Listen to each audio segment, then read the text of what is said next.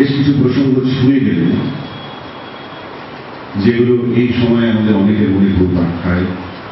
আমরা উত্তর খোঁজার চেষ্টা করি আমাদের মতো করে। ও তার সঙ্গে কিছু কথা, যে কথাগুলো আমার মনের মধ্যেও ঘোরাফেরা করে। এবং আমার মধ্যে কেন আমার মনে হয় যারা আমরা রবীন্দ্রনাথের গানকে ভালোবাসি, রবীন্দ্রনাথকে ভালোবাসি, তার গানকে একটুখানি হলেও বোঝার চেষ্টা করি, তাদের মনে এই সমস্ত প্রশ্ন অহরহ উঠতে থাকে। আমরা আমাদের মতো করে উত্তর খোঁজার চেষ্টা করি। ইদানিং যে নানা দিক থেকে আমরা দেখছি রবীন্দ্রনাথের 60 বর্ষ উদযাপিত হচ্ছে, আমরা বিভিন্ন জায়গায় বিভিন্ন অনুষ্ঠানে যাচ্ছি, সেমিনার হচ্ছে, আরো নানা ধরনের অনেক কিছু হচ্ছে। কিন্তু মাঝে মাঝে আমার দু একটি ছোটখাটো অভিজ্ঞতা হয় যেগুলোর সঙ্গে এগুলোকে মেলাতে পারি না আমার সময়।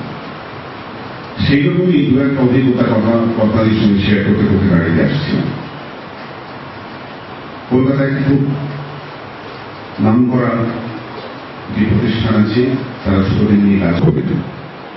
তাহলে মনে হতো যে এতদিন ধরে আমি যা করলাম সবটাই পণ্ডশ্রম হলো।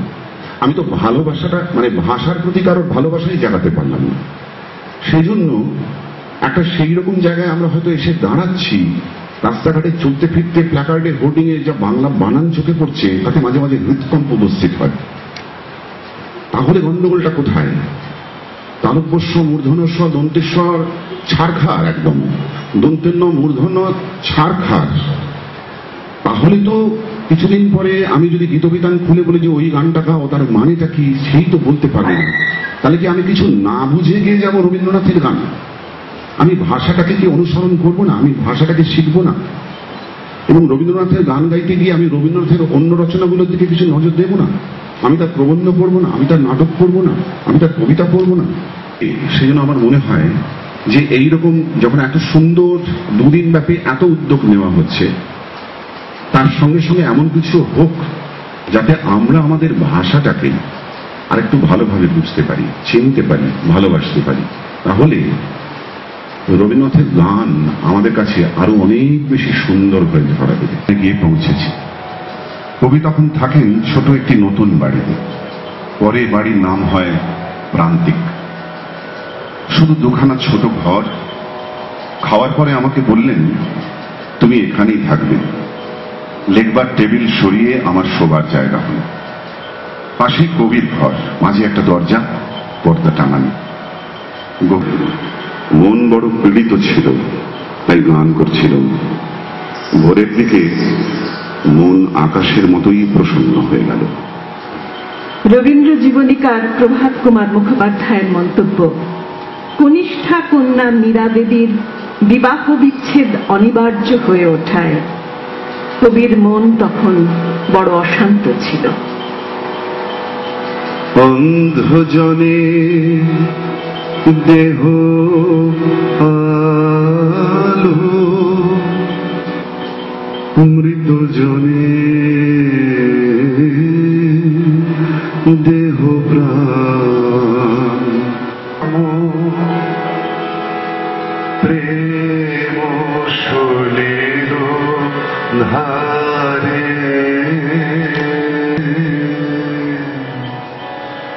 সিংহ সূক্ষ্ম নয়া, অন্ধজনে দেহ আলো, মৃত জনে দেহ প্রাণ। তোসামারু নামের একটি জাহাজে পাড়ি দিচ্ছেন চীন সমুদ্র, আর মাঝে মাঝে ডায়েরি লিখছেন। সেই ডায়েরিতে লেখা একদিনের অভিজ্ঞতা। ডেকের উপর বিছানা করে যখন শুলুম, তখন বাতাসে এবং জলে বেশ একটা কবির লড়াই চলছে। রাত্রে স্বপ্ন দেখলুম আমি যেন মৃত্যু সম্বন্ধে কোনো একটি বেদ মন্ত্র আবৃত্তি করে সেইটাকেই কাউকে বুঝিয়ে বলছি। জেগে উঠে দেখি আকাশ এবং জল তখন উন্মত্ত হয়ে উঠেছে।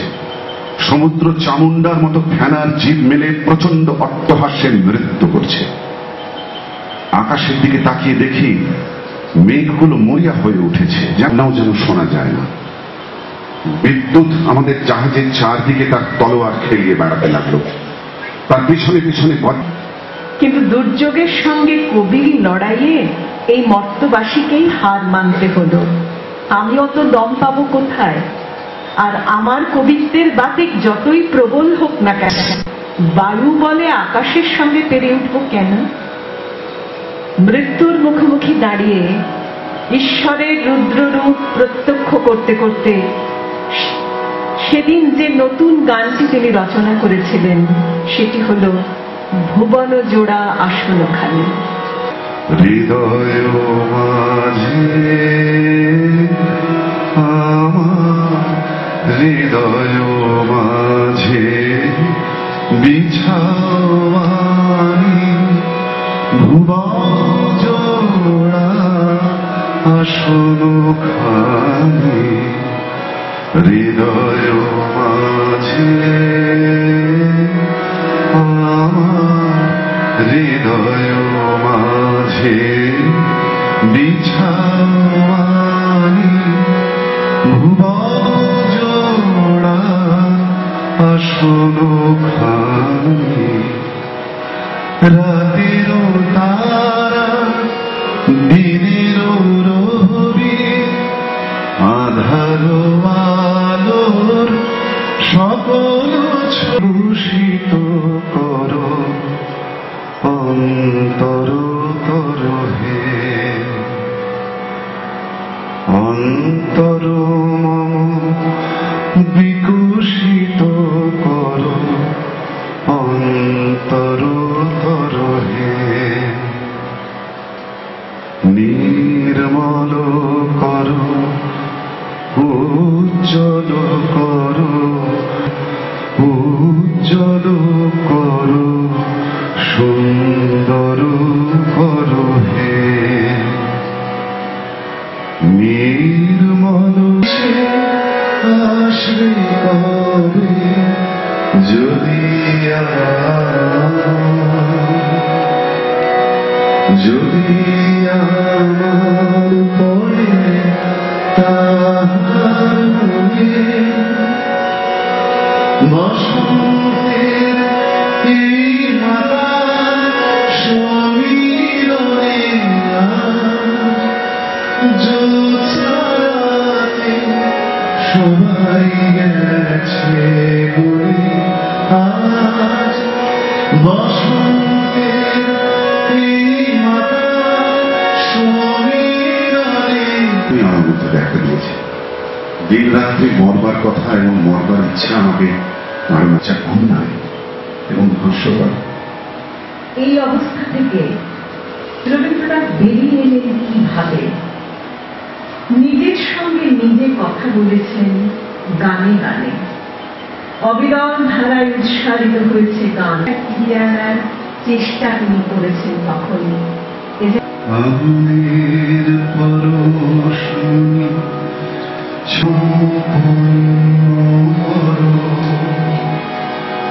এই জীবন এই জীবন এই জীবন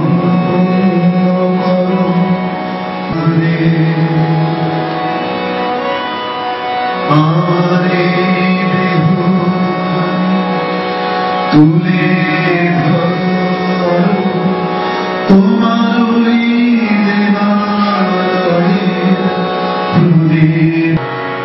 পিছে বুকের মাঝে বিশ্বলোকের পাবি সারা আপন হতে বাহির হয়ে বাইরে লড়া।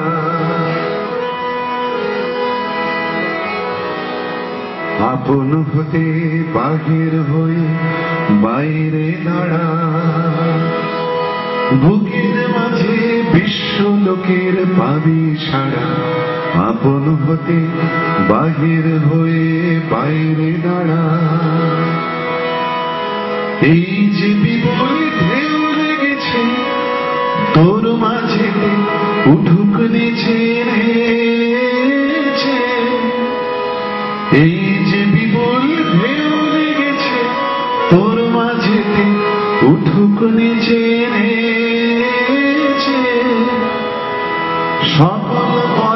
দিক না নাড়া, বাইরে দাঁড়া, বাইরে দাঁড়া, আপন হতে বাহির হয়ে বাইরে।